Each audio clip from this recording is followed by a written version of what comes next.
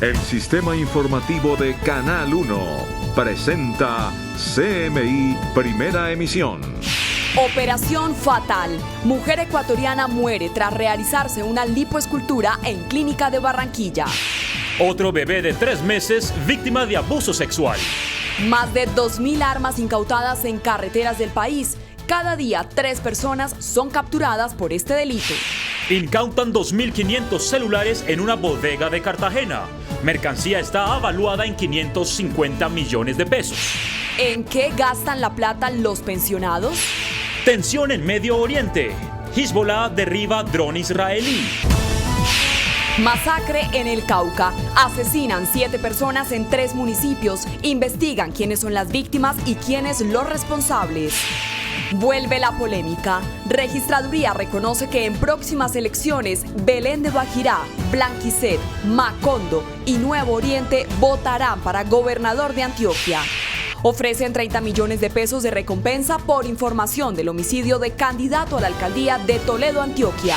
A machete se enfrentaron decenas de hinchas del Independiente Medellín previo al clásico con Nacional. La policía capturó 78 adultos y aprehendió 14 menores. Mujer fue quemada con ácido en la ciudad de Neiva. La víctima ha sido atacada en 3 ocasiones por el mismo sujeto. Un nuevo caso de feminicidio se registró en el Huila. La víctima, una mujer de 34 años, fue asesinada, aparentemente por su compañero sentimental. Defensoría del Pueblo pide corredor humanitario a la ONU para migrantes venezolanos que aún permanecen en la frontera con Colombia. Tras 117 días del cierre de la vía al llano, Coviandes confirma que en 8 días se habilitará el paso de vehículos de carga en el kilómetro 58. Movimiento Defendamos la Paz envía carta al Papa Francisco solicitando velar por el acuerdo de paz. Con Luisa Tobo. Bienvenidos a CMI Primera Emisión. Iniciamos en Barranquilla, donde una bebé de 3 meses murió en una clínica de Soledad Atlántico.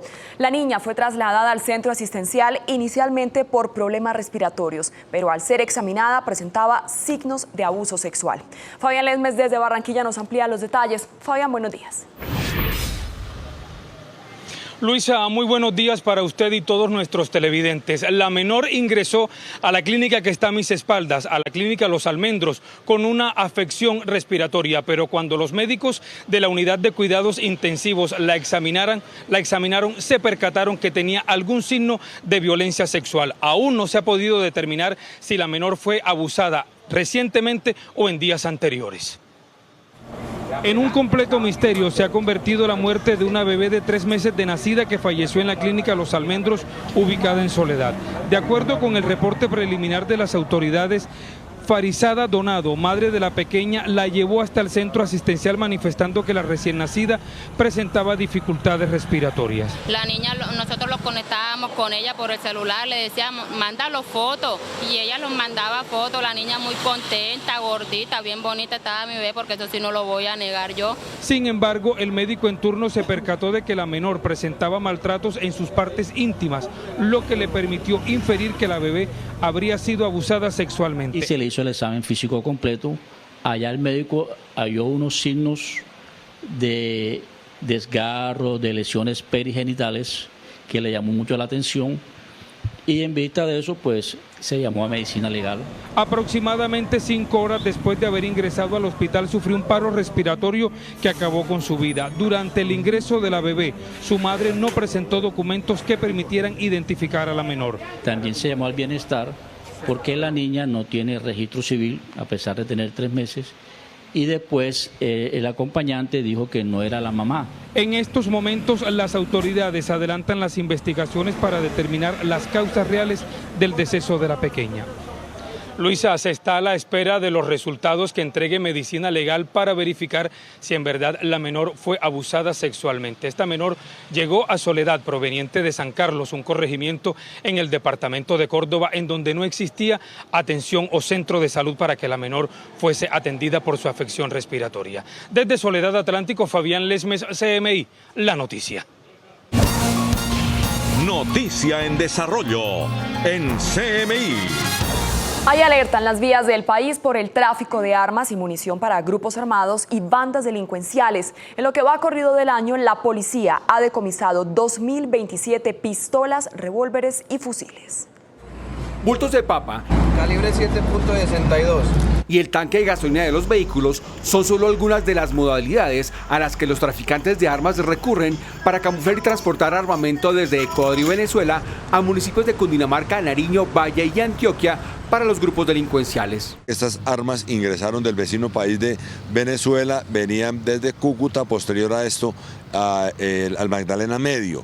Este año han sido capturadas 771 personas por tráfico y porte ilegal de armas, en promedio 3 cada día, y se han incautado 2.027 armas entre cortas y largas. De estas 2.027 armas tenemos un promedio de 45 fusiles y 19 subametralladoras. En Barranquilla encontraron dentro de una camioneta 19 pistolas, 3 escopetas y munición, al parecer de una empresa de vigilancia que no cuenta con los permisos para el armamento.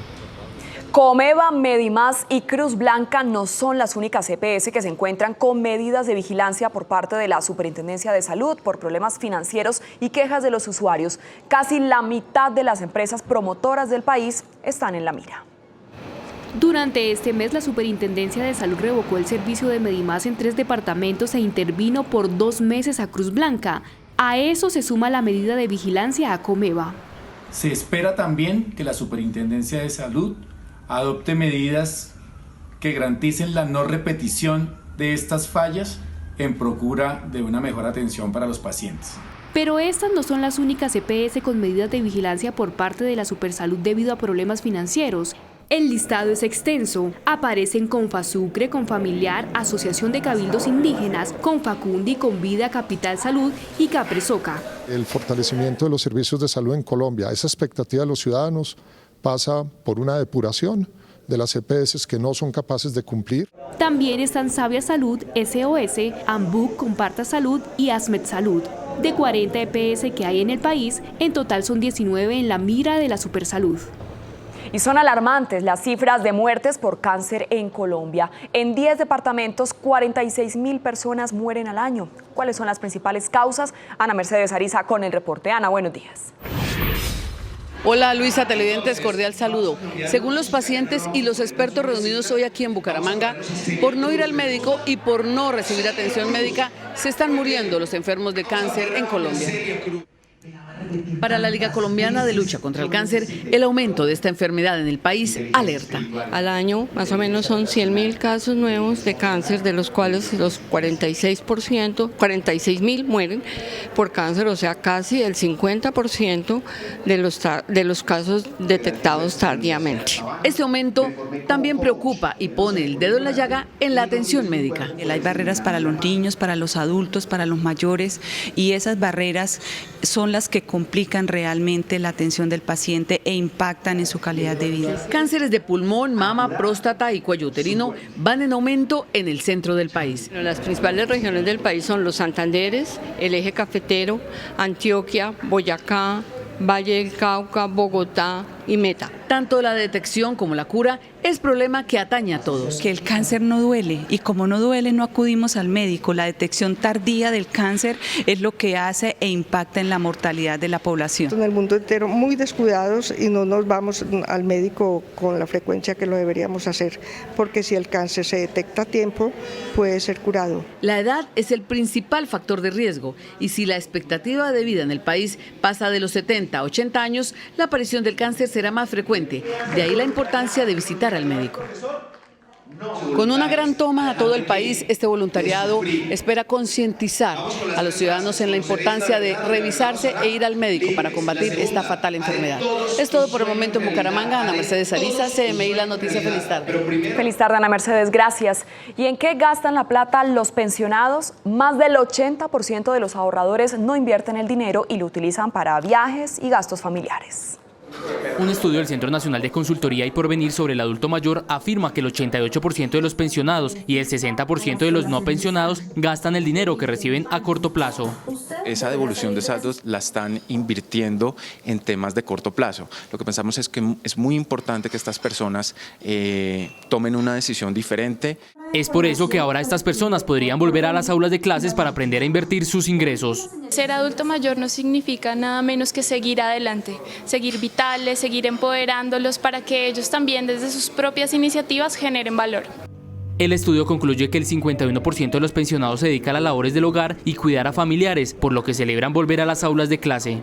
Tengo 63 años y quiero ser mi propio jefe y voy a empezar un negocio de una café internet con papelería y otros adicionales. Según cifras, el 53% de los pensionados tienen estudios profesionales. Por su parte, quienes recibieron devoluciones, solo el 27% afirma tener estudios de este tipo. Y aumenta la tensión en el Medio Oriente tras el derribo por parte de la resistencia libanesa de un dron israelí que había violado el espacio aéreo libanés. El aparato no tripulado está ahora en manos de Hezbollah. Según el secretario general del grupo, Hassan Nasrallah, se investiga qué elementos contiene el dron. Israel, por su parte, reconoció que una de sus naves cayó durante las operaciones de rutina. El derribo se da en medio de las tensiones luego del intercambio de misiles en la frontera. Y el mundo musulmán celebra la Ashura, una fiesta religiosa que conmemora el asesinato de Imam Hussein con una gigantesca peregrinación de 2 días a su tumba.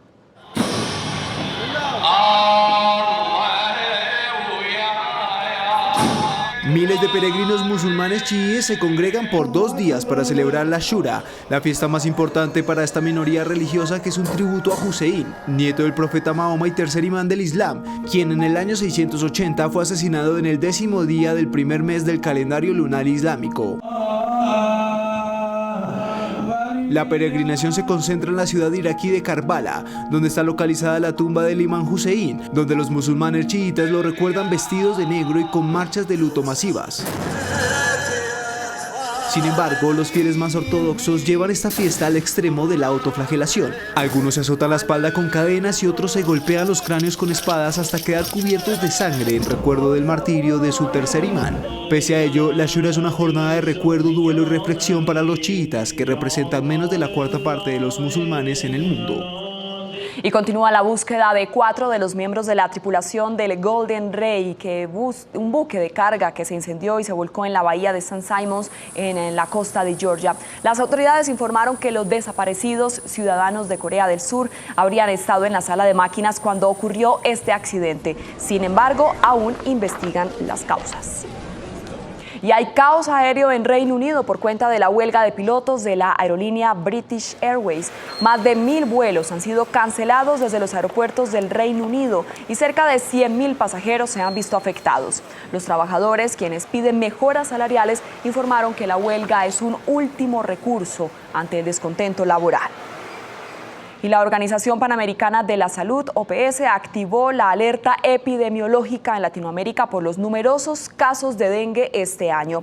La alerta llega luego de que se registraran más de 2 millones de casos en la región, una cifra que no se alcanzaba desde el último gran brote del 2016. El organismo internacional advirtió que la expansión del virus está relacionado con la situación de pobreza que atraviesan algunos países. Brasil, Colombia y Guatemala son los países más afectados. Noticia en desarrollo en CMI. Continuamos en CMI, primera emisión. Es crítica la situación de orden público en el departamento del Cauca. Esta madrugada y casi de manera simultánea, 7 personas fueron asesinadas en zona rural de los municipios de El Tambo, Argelia y Cajibío. Las autoridades investigan quién estaría detrás de esta masacre. La de ayer es hasta el momento la peor noche para los habitantes de Cauca. En menos de 6 horas, 7 personas fueron asesinadas en sus viviendas. El modus operandi fue muy similar en los 3 casos. Llegaron a una casa de habitación en el corregimiento del Carmelo, en una vereda, en un punto determinado llamado El Llano, y sacaron a 2 hermanos y a otro particular que había ahí de Cali, y los 2 hermanos y son de la región. Llegaron 6 personas armadas con armas cortas y los mataron en el mismo sitio. En las horas siguientes, pistoleros en otros municipios asesinaron a otras 4 personas en 2 hechos distintos. El corregimiento de Cuatro Esquinas en El Tambo y en el Plateado, municipio de Argelia. Las autoridades intentan establecer quiénes sean las víctimas y si estos ataques están relacionados a temas políticos, de narcotráfico o sociales.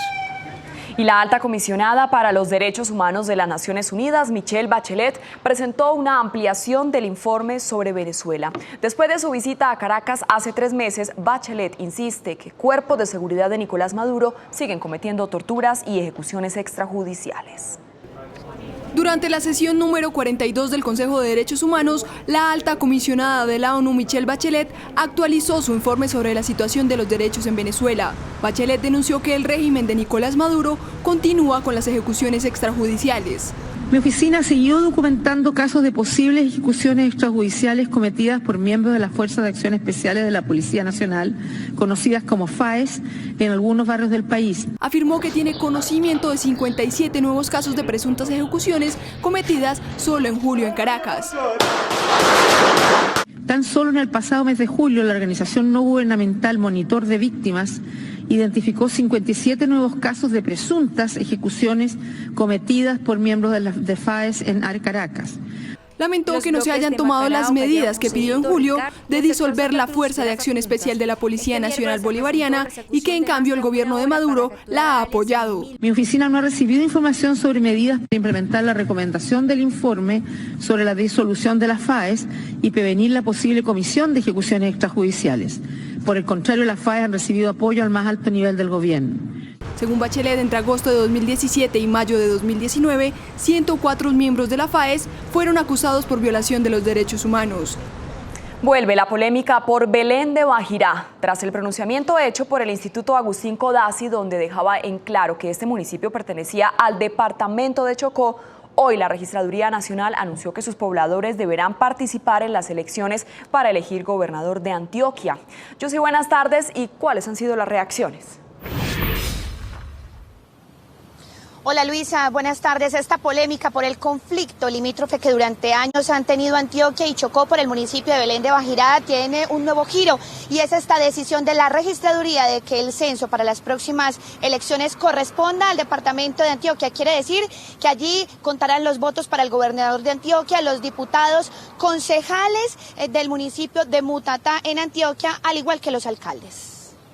A través de una carta, la Registraduría Nacional del Estado Civil notificó de manera oficial al gobernador de Antioquia, Luis Pérez Gutiérrez, que el censo electoral para el próximo 27 de octubre en Belén de Bajirá corresponderá al departamento de Antioquia. Las votaciones que se den en Belén de Bajirá serán contabilizadas para Antioquia, serán contabilizadas para alcalde de Mutatá, concejales de Mutatá, diputados de Antioquia y gobernación de Antioquia.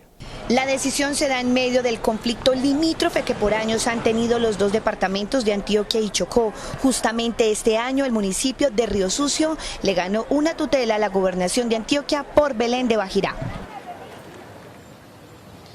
Bueno, y en otras noticias de Antioquia, 30 millones de pesos de recompensa ofrecieron las autoridades a quien brinde información para esclarecer el crimen de un candidato a la alcaldía del municipio de Toledo, esto en el norte del departamento de Antioquia, cuando salía de un evento de campaña. Esta fue una de las últimas intervenciones en público de Orley García, candidato por el Centro Democrático a la alcaldía del municipio de Toledo, norte de Antioquia. Justamente cuando salía de un evento de su campaña, fue abordado por un hombre que disparó una escopeta y lo asesinó. Las autoridades descartan que la responsabilidad sea de algún grupo armado organizado de la zona. Le sale una persona encapuchada y le hace un disparo de escopeta. Los disparos de escopeta, sus cartuchos lo componen perdigones. Al término de un recorrido por el municipio y un consejo extraordinario de seguridad encabezado por la ministra del Interior y el Ejército, se ofrecieron 30 millones de pesos de recompensa para esclarecer el crimen. A esa persona que nos dé la información para capturar a los autores materiales e inclusive intelectuales de este hecho. Hasta 30 millones de pesos estamos ofreciendo. Igualmente, el Ejército realiza operaciones en la zona para evitar otros actos violentos a candidatos en municipios identificados con riesgo electoral. Esto independiente de las operaciones militares que se hacen en los municipios vecinos al municipio de Toledo, como es en el municipio de Ituango, en el municipio de Briceño, en el municipio de San José de la Montaña y San Andrés de Cuerquia. Un grupo interdisciplinario conformado por Policía Judicial, Fiscalía y Ejército fue destinado de manera exclusiva para esclarecer el homicidio del político que hoy enluta a Toledo.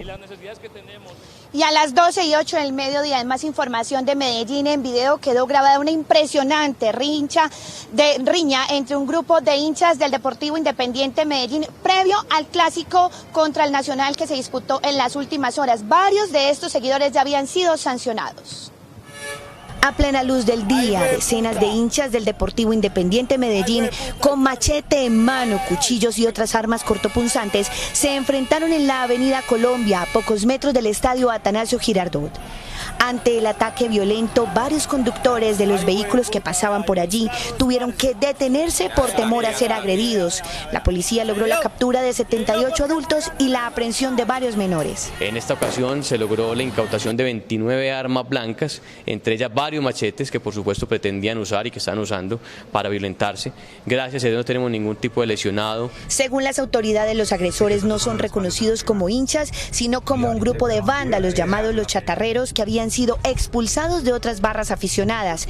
Incluso por hechos violentos anteriores habían sido sancionados y no tenían permiso para ingresar al estadio. Porque han sido expulsados de los del sur, han sido expulsados de Resistencia Norte, tampoco han sido recibidos ni Nubanal ni Nasovdim, y esto ya da cuenta precisamente de las características que tienen. La riña que se desató durante el clásico antioqueño entre Medellín y Nacional se trasladó a la zona mixta del estadio, en donde otros seguidores del Medellín increparon a algunos jugadores del equipo. Allí no hubo personas lesionadas. A través de las cámaras de seguridad, las autoridades también evalúan qué otras personas habrían participado en esta pelea. Esto desde Medellín, Yusi Chaparro, CMI La Noticia. Feliz tarde. Yusi, gracias. Y el movimiento Defendamos la Paz le envió una carta al Papa Francisco solicitando velar por el acuerdo de paz. A 2 años de la visita del Papa Francisco a Colombia, cuyo uno de los objetivos era respaldar el acuerdo de paz con las FARC, el movimiento Defendamos la Paz a través de una carta le hizo una petición al Sumo Pontífice. En esta hora decisiva creemos necesario, Santo Padre, solicitar sus buenos oficios para velar por el acuerdo y el proceso de paz, amenazados hoy desde distintos flancos, su observación del cumplimiento o incumplimiento de la implementación de lo pactado. Senadores promotores de los acuerdos hablaron con CMI sobre el objetivo principal por el cual se acudió al Papa.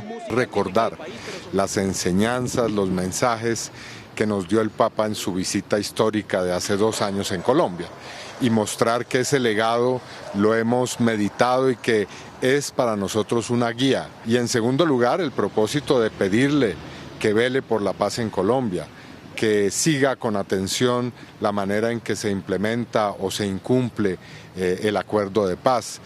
En el documento firmado por más de 530 personas se menciona a la Iglesia Católica como institución capaz de jalonar y acompañar el proceso de paz firmado hace 3 años. Hacemos una breve pausa y al regresar a CMI Primera Emisión, atentan contra la directora de la Unidad Nacional de Protección de Cali. Ya volvemos. Continuamos en CMI Primera Emisión. Golpe a las finanzas de los narcotraficantes invisibles. La policía ocupó bienes avaluados en 6.000 millones de pesos que eran propiedad de 2 hombres que producían cocaína para el Clan del Golfo en el Bajo Cauca antioqueño. En total fueron 17 bienes entre restaurantes, locales y apartamentos ubicados en Medellín, Montería y Apartado. Acompañados de la Fiscalía, funcionarios de la Sociedad de Activos Especiales, unidades jungla de la Policía Antinarcóticos, ocuparon los inmuebles y notificaron a sus residentes de las nuevas condiciones. Venimos en una sesión de dominio, acá esta casa pudo haber sido adquirido por dinero de esa actividad ilícita. Se refiere a las presuntas actividades de narcotráfico desarrolladas al parecer por alias Camilo y alias Alex, dueños de los inmuebles. Aseguran los investigadores que esos 2 hombres, quienes se mostraban como prósperos comerciantes en Medellín y Tarazá, realmente eran dueños de laboratorios para el procesamiento de cocaína en Apartado y el Bajo Cauca antioqueño, a través de los cuales habrían suministrado al Clan del Golfo 3 de las 9 toneladas que les incautaron hace 18 meses en Turbo, Antioquia, en uno de los operativos más grandes contra el narcotráfico. Según informes de inteligencia, alias Camilo y alias Alex, quienes ya están en la cárcel, trabajaban para este hombre, Aristides Mesa Páez, alias el Indio del Clan del Golfo.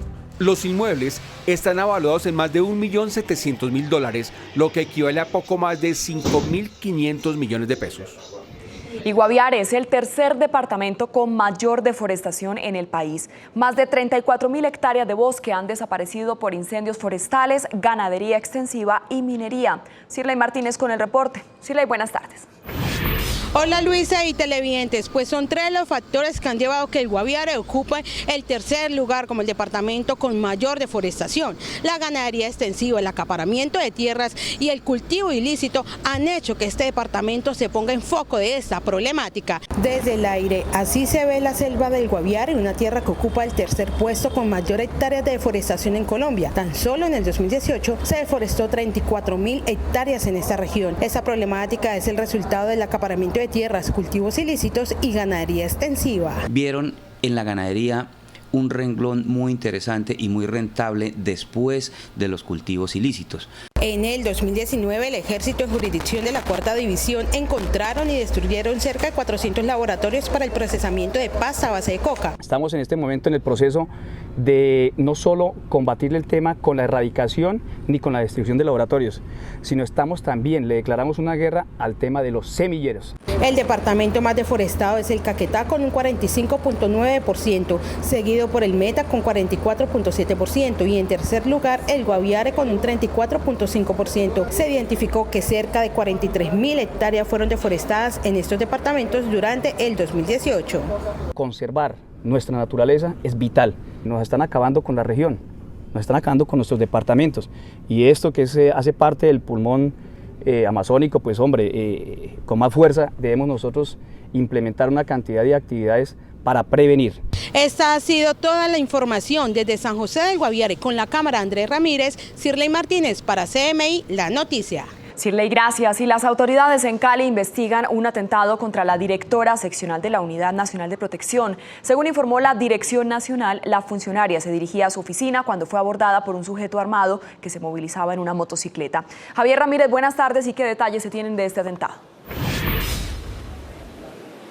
Luisa, televidentes, muy buenas tardes. Efectivamente, mire, la Unidad Nacional de Protección ha informado que la funcionaria estaba llegando a su oficina en el norte de la capital del Valle del Cauca. Ella se movilizaba en el vehículo de la psicóloga de la entidad, quien la había recogido esta mañana para llegar y iban hacia la oficina antes del pico y placa cuando fueron interceptadas por un hombre. Las autoridades tienen dos hipótesis. La primera es que se trataría de un presunto intento de hurto y la segunda, el atentado, pero cabe resaltar que la policía ha señalado que la primera es la que toma más fuerza.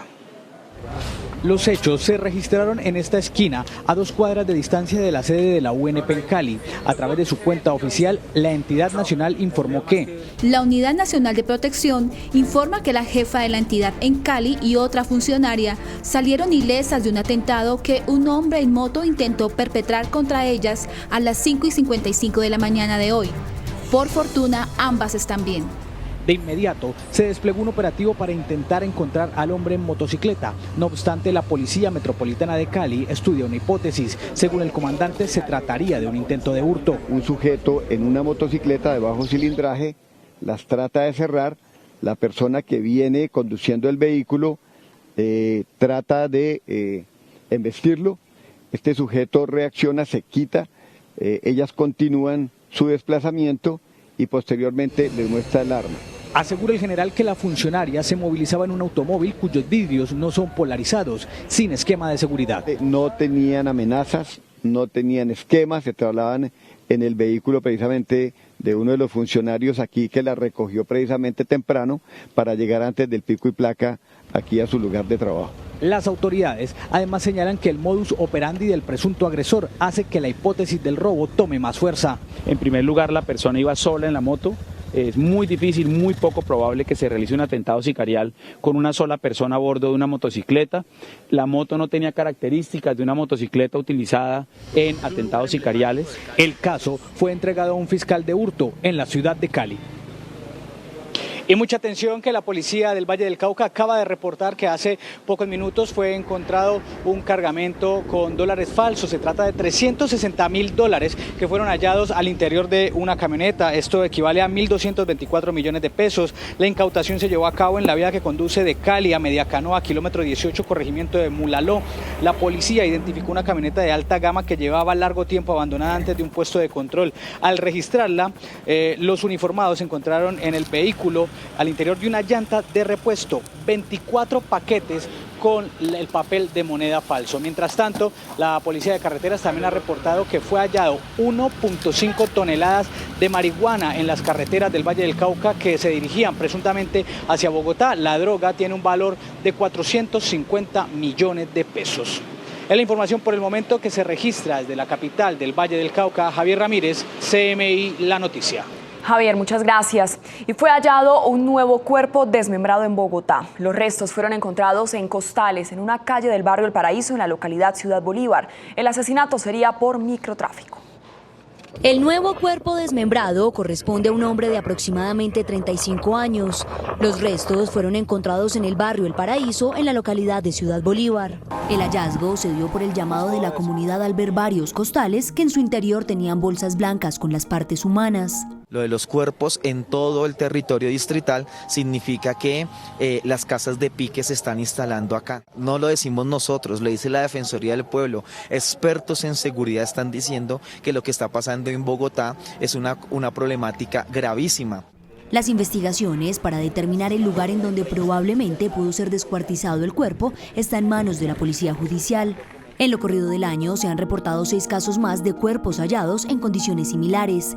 El primero fue encontrado en enero en la localidad de Bosa, el segundo en el mes de marzo también en Bosa, el tercero en mayo en la localidad de Los Mártires, el cuarto caso ocurrió en julio en la localidad de Engativá, el quinto también en julio fue reportado en el barrio La Felicidad de Fontibón, el sexto en el mes de agosto fue hallado en el humedal Juan Amarillo de Suba y el más reciente correspondería al séptimo caso encontrado en Ciudad Bolívar. Hacemos una breve pausa y al regresar a CMI, primera emisión de película. Así fue el rescate de una camioneta robada. Policía persiguió a ladrones por aire y tierra. Ya les contamos los detalles. Continuamos en CMI, primera emisión. Sigue la dramática situación para migrantes venezolanos varados en la frontera por no contar con visa humanitaria. El defensor del pueblo le pidió a Ecuador y Perú habilitar un corredor humanitario. Desde el puente internacional Rumichaca, frontera con Ecuador, el defensor del pueblo rechazó las precarias condiciones por las que pasan cientos de venezolanos que continúan a la espera de poder cruzar la frontera. Le queremos pedir a este par de gobiernos hacer un corredor humanitario para salir con las personas que están aquí. A su vez afirmó que fue enviada una carta a la alta comisionada de la ONU para los Derechos Humanos, Michelle Bachelet, exigiendo su intervención. Le hemos pedido la intervención de ella para que cese esta violación de los derechos humanos en los ciudadanos venezolanos al no permitirle la entrada para la reunificación familiar. Desde la Defensoría se afirma que la situación actual para estas personas es la más grave del mundo. Estos procesos restrictivos lo único que hace es incentivar a bandas criminales que se aprovechen de la población para el trata de personas y esto genera más vulneración a una población que está desesperada buscando un mejor futuro. Al menos 1.000 venezolanos son los que permanecen en frontera a la espera de un cambio de decisión por parte de los países vecinos. Y un grupo de pistoleros asesinó en las últimas horas a Junior Moreno, líder social de Caquetá. Moreno formaba parte del comité que se encarga del manejo de la planta generadora de energía de la vereda Cristales, en zona rural de Cartagena del Chairá, hasta donde llegaron los delincuentes para asesinarlo. Junior Moreno intentó ser candidato al Consejo de Cartagena de Chairá para las elecciones del próximo 27 de octubre, pero no alcanzó a cumplir con los requisitos. Al menos 462 líderes han sido asesinados en Colombia en los últimos 30 meses. Y hace pocas horas una mujer falleció tras ser arrollada por un bus de Transmilenio en la troncal de Suba, en el noroccidente de Bogotá. Natalia Dávila, buenas tardes. ¿Y qué detalles se conocen de este caso? Luisa y televidentes, buenas tardes. Mire, pues la información que hasta el momento nos ha entregado Transmilenio es que esta mujer intentaba cruzar de manera imprudente la avenida Suba por el separador de la mitad y en ese momento llegó un biarticulado y la arrolló, lo que le produjo la muerte instantáneamente. Cabe recordar que este hecho se registró sobre la altura de la calle 119, esto es cerca a la estación Humedal Córdoba en la troncal Suba. Es importante tener en cuenta que por imprudencias viales como estas y también por evasión del pasaje en el año 2018, 12 personas perdieron la vida y nada más este año, en el 2019, ya van 7 casos de personas que por evadir el pasaje de Transmilenio y por ingresar irregularmente por las puertas han perdido la vida. En otras noticias, en las últimas horas, una persecución que se realizó por aire y por tierra, la Policía Metropolitana de Bogotá logró la captura de un delincuente que intentaba hurtar una camioneta. La persecución inició en la localidad de Puente Aranda y terminó en el centro de Bogotá. Veamos. La persecución inició en la localidad de Puente Aranda. Varios patrulleros de la Policía Metropolitana de Bogotá iban tras delincuentes que minutos antes aprovecharon que el conductor de una camioneta estaba cargando materiales para abordar su vehículo y emprender la huida. Hasta el centro de Bogotá llegaron los uniformados, donde con un tiro a una de las llantas del vehículo frenaron el hurto. Tenemos la captura de un sujeto, aproximadamente 30 años, un revólver y la recuperación de la camioneta.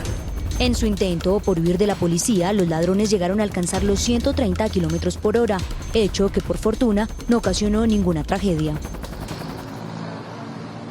Bien, es importante recordar que fueron 2 los delincuentes que intentaron hurtar este camión. Uno de ellos fue capturado por las autoridades y el otro logró huir, por lo que todavía las autoridades continúan en la búsqueda de este segundo delincuente. Es por el momento la información que registramos desde la localidad de Suba. Natalia Dávila, CMI La Noticia.